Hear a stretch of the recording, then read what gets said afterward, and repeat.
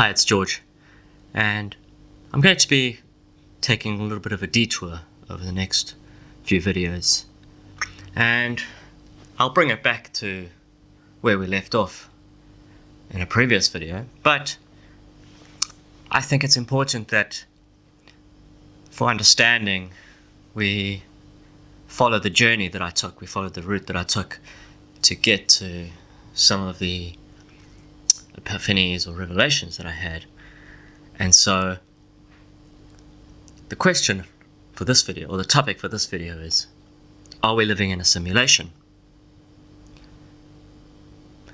Scientists have done a lot of studies, and there's a lot of talk of things that seem to suggest or point to the fact that we could very easily be in a simulation.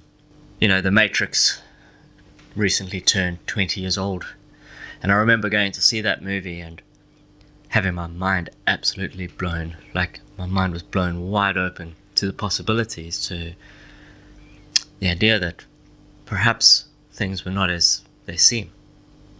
And in order to fully express just how big an impact that movie had on me, so the first time I watched The Matrix was at a cinema, and I remember walking out the cinema and feeling like I could walk up the wall if I wanted to. I could fly, I could do anything. And the chains that were holding me back were only in my head. But I remember having this incredible sense of potential, this incredible sense of just being able to do absolutely anything. Those who were with me, please forgive me for the way I drove on the way home. Yeah, it was pretty crazy. But I think it's important that we come to question the world around us, not just at the layer of why things happen and interactions between people, but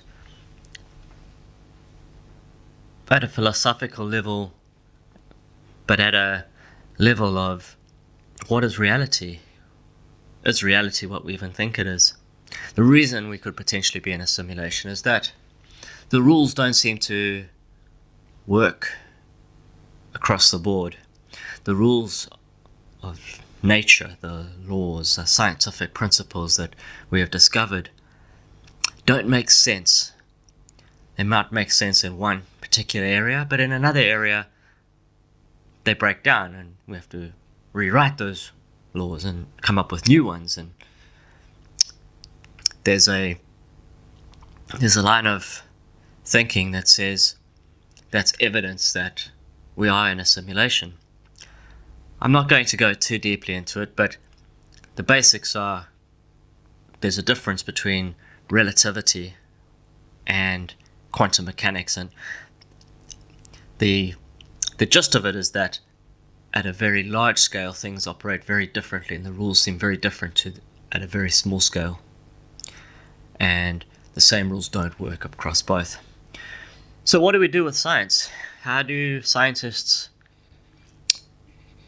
solve this issue? How do scientists combine these two things? Well, there's been a lot of investigation. There's string theory, which was supposed to solve this dilemma.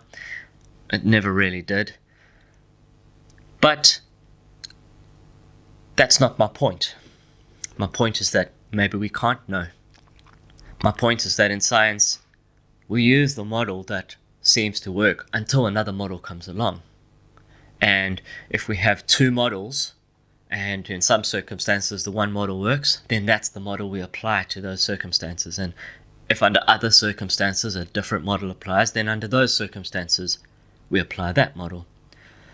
An example of this is, I was in standard 7, so I think 14 years old, and in science at school we were taught that light is a beam. And so they brought out lenses and lights and, beam lights and little torch lasers and things like that. And we did all these experiments to prove how light is a beam. The next year, we were told to forget all of that. Light isn't a beam, light is a wave. And we did all these experiments to show how light operates as a wave. And if that's not enough, then we learned that light is a particle, and we shone a light at this gold fan, and the gold fan began to turn even as we shone a light at it. So, for each of those different models, for each of those different circumstances, you can apply that to different areas. So if you wanted to calculate how light would bend through a certain form, or as it leaves or enters a mirror, then you'd use one set of maths and one model. And if you wanted to look at the color of different lights and how it travels through different mediums, then you'd look at things like wavelength. And you see, when you look at those options, those models, there are parts that work together. There are parts that conform to the other rule or the other model, but there are parts that are mutually exclusive. There are parts of light being a beam that just doesn't work when light is a wave, and it just breaks down. And there are parts of that rule that when light is a wave, it just doesn't seem to work like that when it's a beam. But scientists are quite okay with that. Scientists say that, okay, well, we will just keep those two separate, and we'll work to find a combining principle that can answer both of these cases. But until then, we will just keep them separate. We will use the two different models where appropriate. So why am I talking about that? Well, you see, for me, simulation theory, which is that question, are we living in a simulation? For me, that is an interesting model, because under certain circumstances, it could be true. And as with all these models, the model works under certain circumstances. Scientists have suggested that simulation theory explains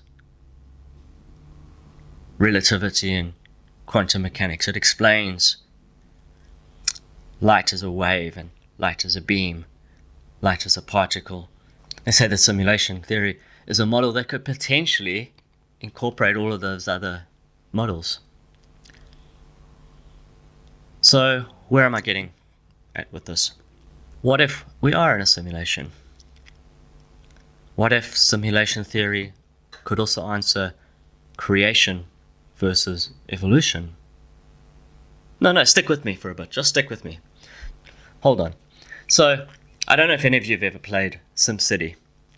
If you played SimCity, you know that you start the game with a blank canvas, and the game is paused.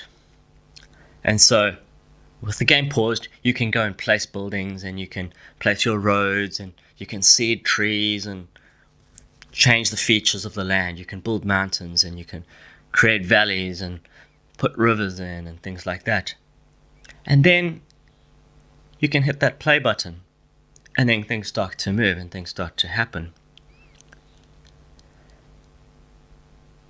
Another thing you can do is you can speed it up.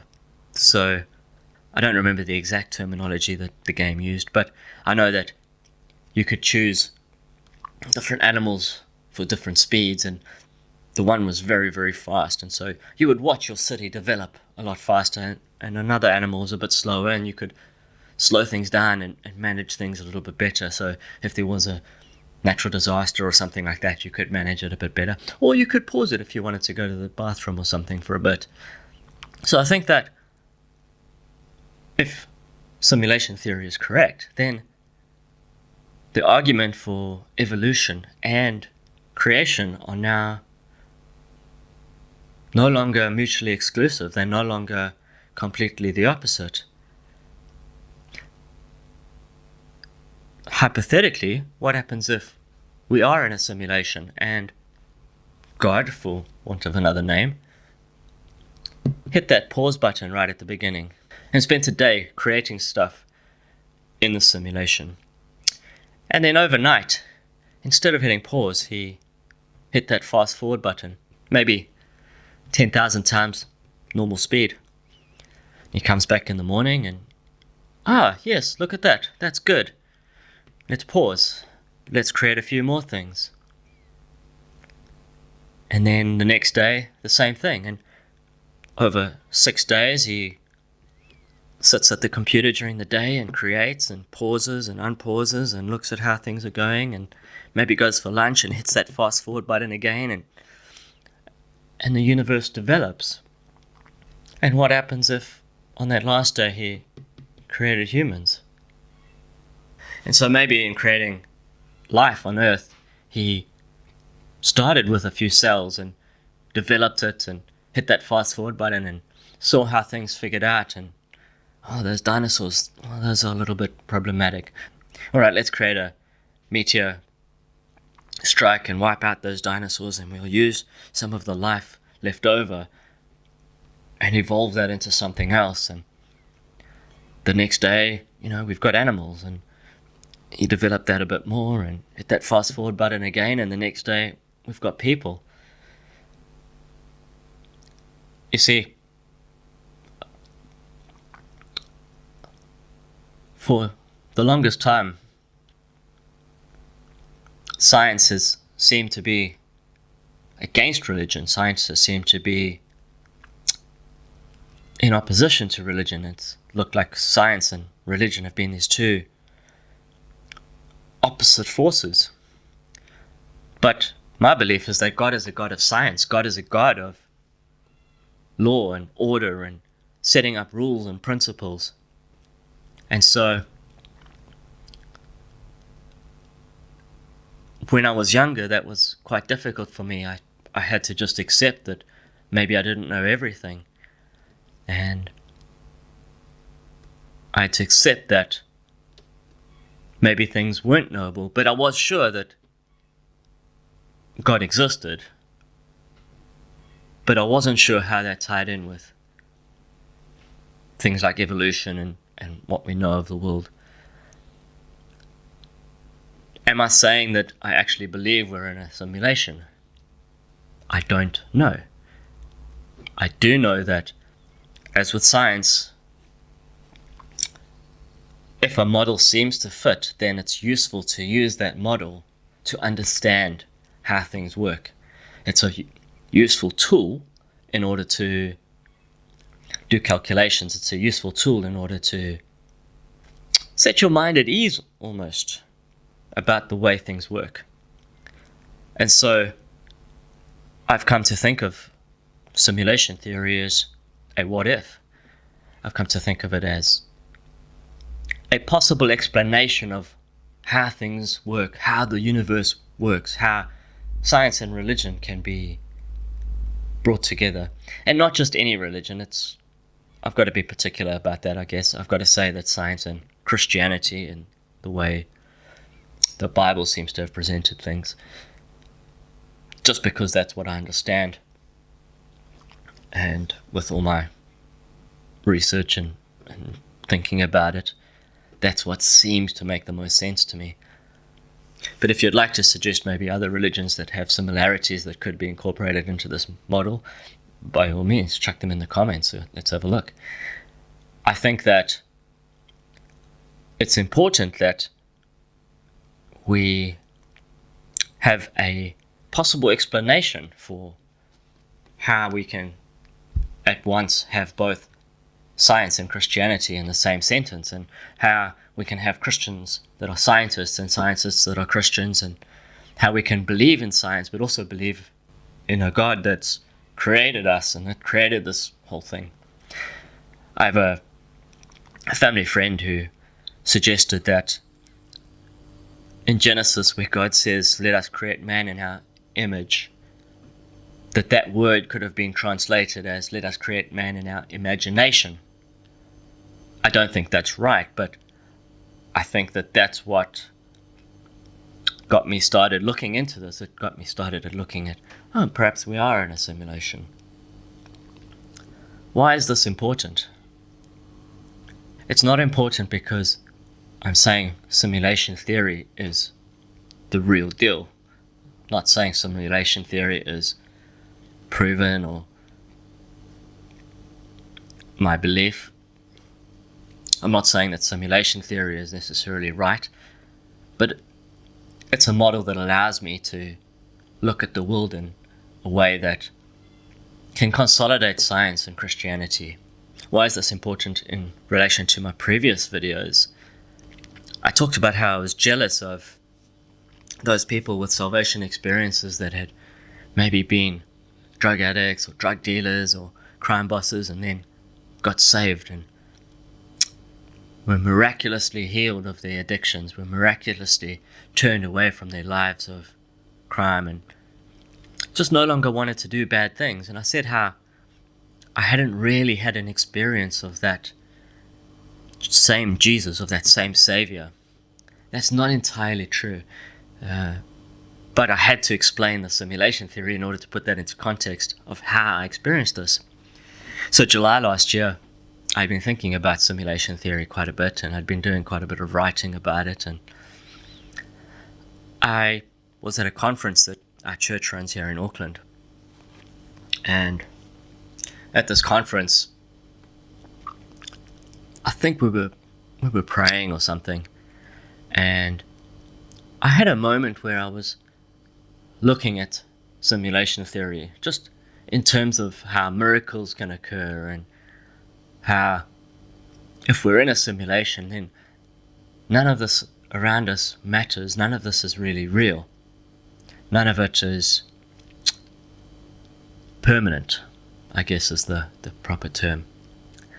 And in that moment, I started to think about what it would be like to be outside of the simulation. If it, or we are in a simulation, then what's on the outside? Is God on the outside? Is there aliens on the outside? Is there just another simulation on the outside that we're then a part of another simulation? And it gets a bit complicated at that point. But I remember thinking how cool it would be to get outside of the simulation. And a thought occurred to me that the only way to get outside of a simulation is to die. And I've always been quite scared of death. I've always been quite afraid of my own mortality, I guess, and things like heights really scare me. Dangerous animals, firearms, whatever, these things have always put me off, and I've always been very aware of my mortality, I guess. But in that moment, that fear of death left me. And suddenly, I saw life for what it was, or so I thought. And I thought that if only I could get outside the simulation to prove that we're in a simulation, then all the little niggles and worries and that I've been going through, and all the frustrations of life that I've made into all these really big things are meaningless. And that put in me a sense of hope that maybe this is a simulation, and maybe if I could just leave it, I'd be able to get away from all the pain and things that I've battled with over the years. And then I had another thought. I thought that if God did send his son, if God did send Jesus to earth or into the simulation, into our universe, what would that look like? You know, so picture Neo with his chair there in the ship, and Jackson puts the plug into his neck, and the next thing he's in the simulation. And so I sort of pictured Jesus as Neo, plugging in, and joining the simulation. And then I thought, that's an odd way to go. You know, in the Matrix, if you died in the simulation, you were dead outside of the simulation. If you died in the Matrix, you were dead outside of the Matrix. And then I was thinking, But what would make someone send someone in? What would make someone risk their lives? And why? Why would someone risk their lives for essentially their computer game? Well, love, of course. It has to be love. There can't be anything else. I'm going to look into love a little bit more further on down the track. But in that moment, I actually had a realization of what it must have been like for God to actually send his son to die for us. And it had to be in the context of the Matrix. It had to be in the context of a simulation, because that was the frame of reference that I could somehow relate to, when I couldn't relate to it in terms of God being up there in heaven somewhere and sending Jesus at a purely miraculous, spiritual, Christian, superstitious, supernatural type of way. I'm quite a skeptic when it comes to science and reason and things like that. So for me, I had to imagine it in a way that made sense within the rules of science, within the rules of logic, within the rules of the natural order of the universe, and all the scientific laws and principles that we know about. And so, in that moment, I had an awakening. I had a moment of not fearing death, but also understanding what it would take to send your son into your creation, into the simulation, to go and save them. And knowing that your son was going to probably die doing that. It was a breakthrough for me. It was a moment of clarity that did change my life. Not quite in the same way as I've seen those drug addicts be miraculously healed from their addictions when they know that Jesus saved them, but more just in terms of understanding my place in the world, I guess. I thought of it in another term. You think of an ant farmer whose ants are dying. He doesn't have food for them. And so he cuts up his son and feeds his son to his ants so that his ants may survive. And I think that those parables that we see in the Bible, those stories of Jesus saying, "This is my blood, this is my flesh, eat of it and you'll be saved." You know, we tend to think of the Bible either very literally or very figuratively, but we don't have frames of reference for the Bible. We don't have frames of reference in our own world, in our own context. But if we start to think of things a little bit differently, let's think of it in terms of a simulation that gives us a frame of reference. It gives us a context in which we can say, oh yeah, I can see how that would work. And like science, like those scientific models, we know that the model's not complete. We know that the model is not the be-all and end-all and the complete answer. But it works as a way to understand.